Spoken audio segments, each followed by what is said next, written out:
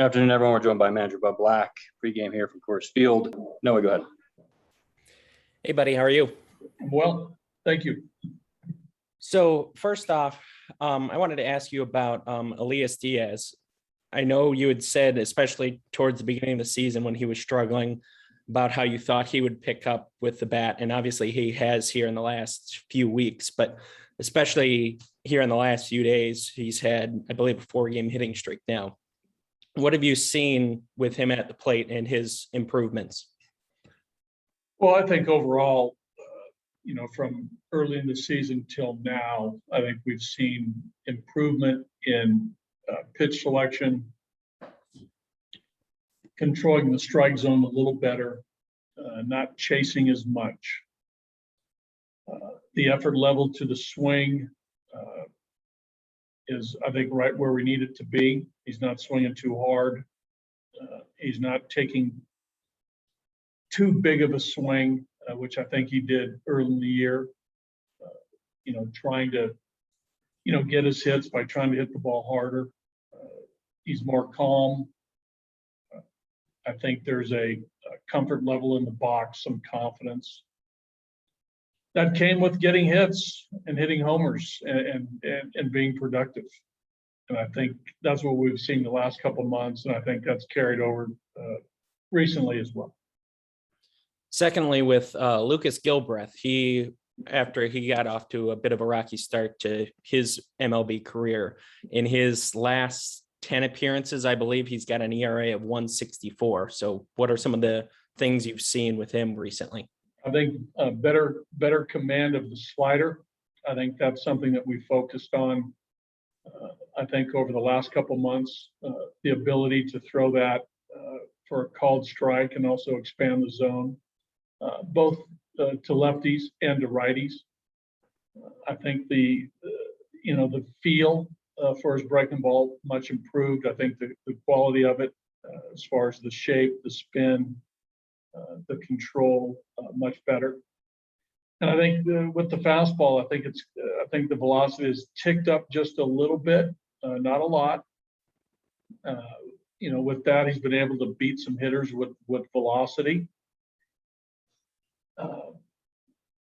Much more under control within his delivery. I think he's repeating his delivery pretty consistently. And when you do that, the ability to throw strikes, and I think the pitch making becomes easier. And then finally, with some injury updates, do you happen to have any update on Jordan Sheffield? I know he was having a pitching session just here in the last few minutes. And then with Tapia, Daza as well. Do you have any updates on them? Well, if you were here, maybe you saw Sheffield. He just completed his 3rd simulated game. More than likely, he'll be sent out to a minor league rehab assignment here within the next couple of days. I'll get with you guys on that, where he's going and when he's pitching. But I just spoke to him moments ago. He felt good in this simulated game, came off the mound, felt fine, 100%. So that's a great sign. Tapia, I believe, is going to hit the field today and do some work, as far as running and some movements, maybe some agility work. He's feeling better. No timetable on his return. Daza, has his left hand wrapped. We got to let Mother Nature take its course there. No timetable for his return. There's a little bit of swelling due to the cut and the stitches. We got to let that heal, let the wound heal, and then we got to get him back to the point where he can grip a bat, not have any future harm to the stitches or the wound. No timetable on that. I'm not sure when that healing process is going to be completed. And finally, for Peter Lambert on the injuries, I know he's going to have a few more starts in Spokane, but do you think by the end of the year he'll be stretched out enough where he may be able to provide you guys with a few starts? Well, we'll see how the rehab goes. He'll be able to start games. He's threw 2 innings last night.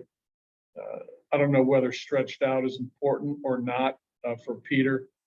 We should have some reinforcements on our pitching stand to withstand, maybe a 3 or 4 or 5 inning start. We'll see where that takes us with Peter. More importantly, I think it's important for him to be healthy, feel good about where his stuff is, be able to recover and bounce back after an outing.